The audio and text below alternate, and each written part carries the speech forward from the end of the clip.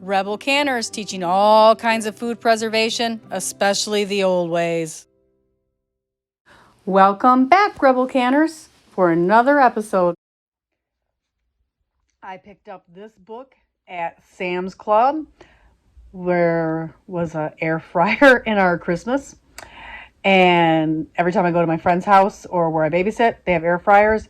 So I finally broke down and got a cookbook for the recipes, and I'm loving it.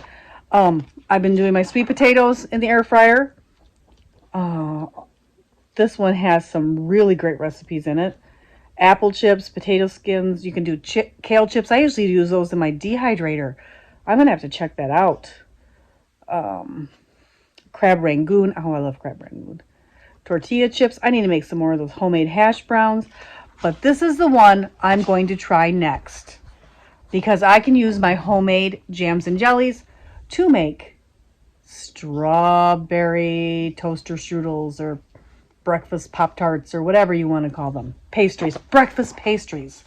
Don't want to get, involved in anybody's special name for anything.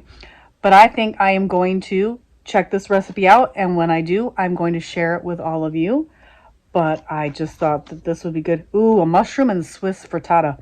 Switch that Swiss for Gouda, and you've got me. There are some really bacon. Everything you can do in the oven, you can do in the air fryer these days. I had no idea.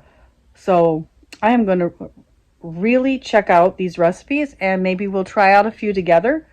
But I thought if you would like the book as well, it was $11.36, and I got it at Sam's Club.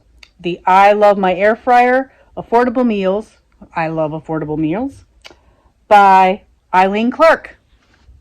So there you go. This is my newest cookbook on my shelf.